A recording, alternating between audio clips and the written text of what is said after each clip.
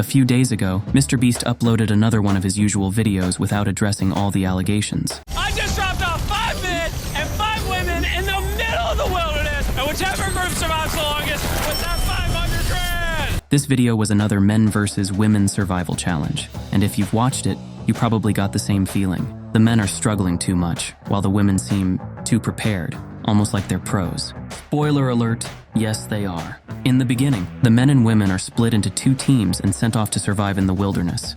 But just after the video starts, the women get this prime spot, close to water and shade.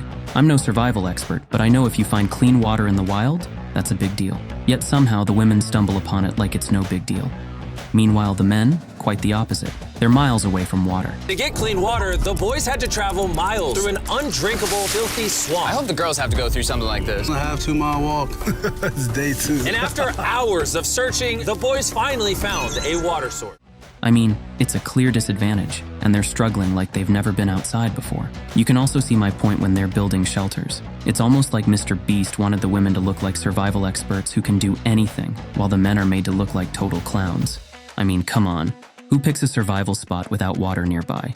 It's basic logic.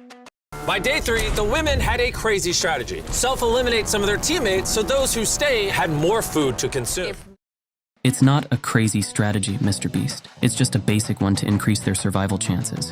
But of course, according to MrBeast, whatever the women do is just amazing.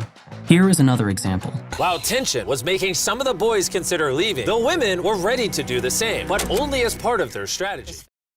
Now look, I'm all for empowering women. But in every MrBeast video where it's men versus women, the women always seem to come out on top. It's like there's this underlying agenda to make them look unbeatable. And the editing?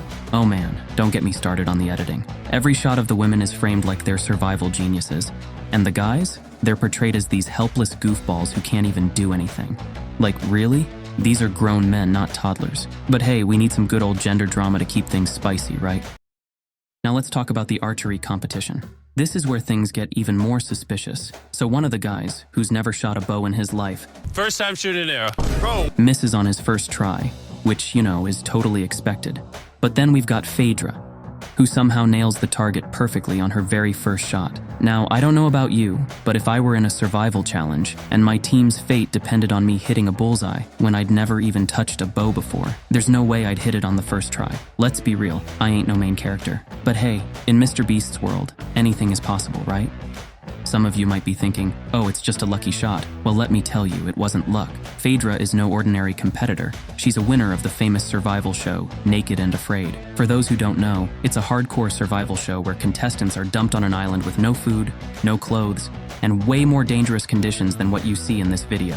And she won that. She's a pro, but she's not the only one. Julia Belinsky, the other woman, is also a legit survivalist. She was on Naked and Afraid too, and not just once. She was on for 2 seasons. So yeah, these ladies are not your average competitors.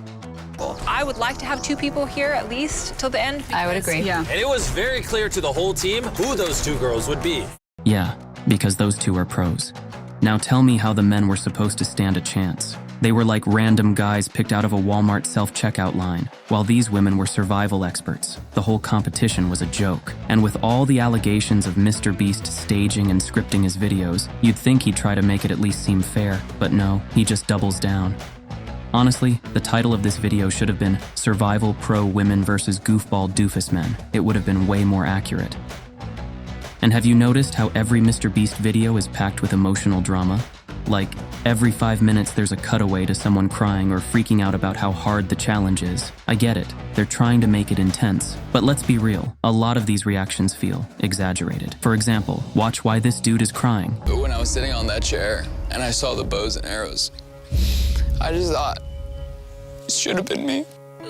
And here's another one. Phaedra had found herself in a dark I place. do miss having some physical contact with people and like being able to give somebody a hug or just like even a handshake or a high five would do. How about a high five? At this point, Phaedra literally began talking to herself out of loneliness. Yep, she can survive naked and afraid with no food or clothes, but this challenge is somehow too hard? Right.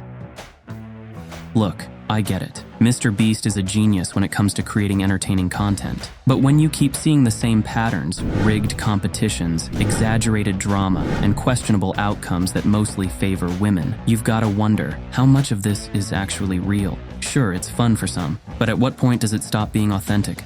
I mean, let's be honest. Any kid older than 13 can tell this video is totally rigged.